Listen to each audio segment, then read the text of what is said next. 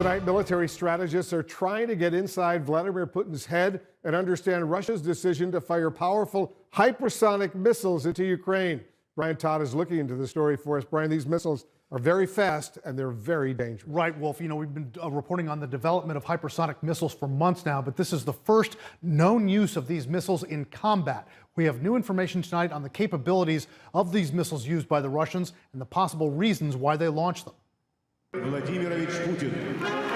Vladimir Putin unveils a new weapon in his arsenal. U.S. officials confirming to CNN that Russia launched hypersonic missiles against Ukraine in recent days, the first known use of these missiles ever in combat. The missiles the Russians call Kinzhals, meaning dagger, struck a military ammunition warehouse in western Ukraine. Sources telling CNN the U.S. tracked the launches in real time. It's a good opportunity to test it. It's also potentially a signal to NATO, to Poland, other countries, that they have this and to kind of keep their distance. Experts say what makes the hypersonic missile so dangerous is that it can fly as fast as 5 times the speed of sound or greater, and is more maneuverable in flight than other missiles. It uses GPS coordinates or a similar system to hone in on a target. It can also be directed by a controller to specific targets, and it can change course in the middle of its trajectory. It can follow the nap of the Earth. It's called nap of the Earth navigation,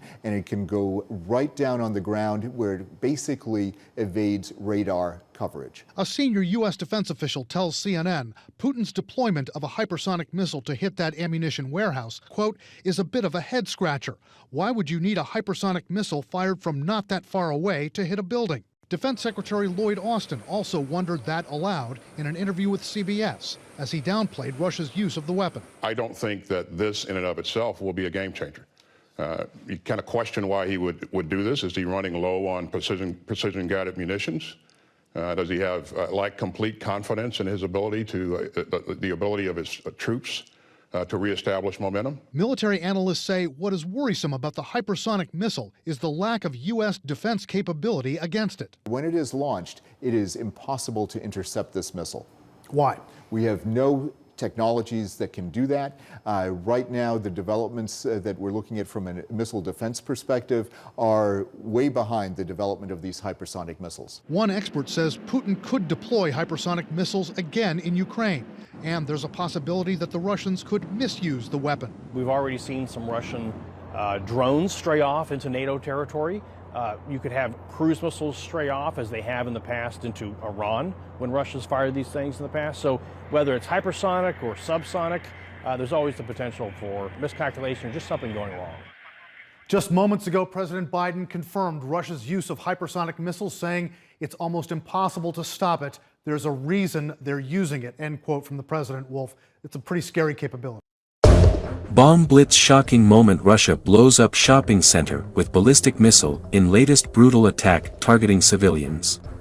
Horror video shows the moment a Russian missile obliterates a Kyiv shopping mall, killing 8 people.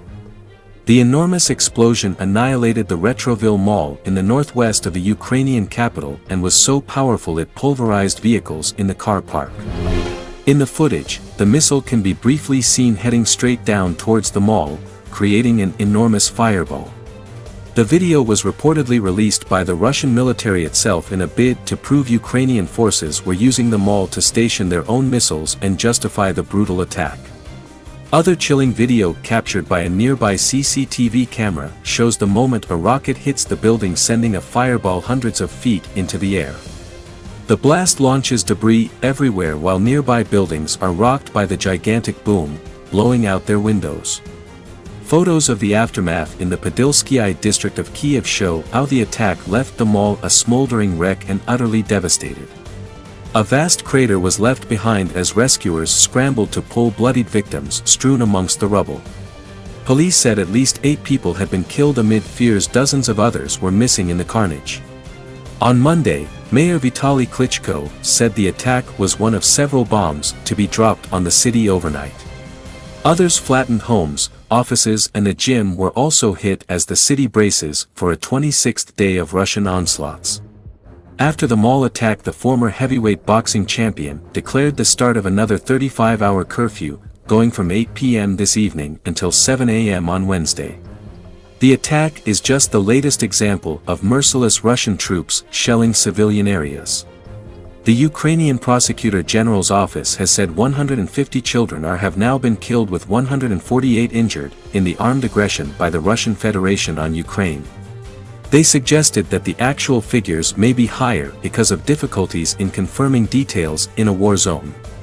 The prosecutor's office said the largest number of confirmed victims was 58 in Kyiv. The eastern city of Kharkiv has recorded 38 child deaths, while Donetsk has seen 29 child deaths and Chernihiv 31. Defiant. Latest developments in the war-torn country have also seen Ukraine boldly reject Russia's ultimatum to surrender the besieged city of Mariupol. Russia promised to create 2 humanitarian corridors if troops gave up the key city and soldiers stopped fighting. But Ukraine's deputy prime minister declined the 11th hour demand, according to reports. Thousands are reported to have died in the port city following endless Russian missile strikes. Locals have been forced to bury the dead in mass graves and makeshift burials at the roadside. Meanwhile, Mariupol Mayor Vadim Boychenko likened Russian President Vladimir Putin to Adolf Hitler after reports his invading troops were forcibly deporting Ukrainians to sinister Russian work camps. He said Moscow's actions were like the horrific events of World War II, when the Nazis forcibly captured people. Western intelligence estimates Russia is losing up to 1,000 troops per day. That would be its fastest rate of casualties since the Second World War.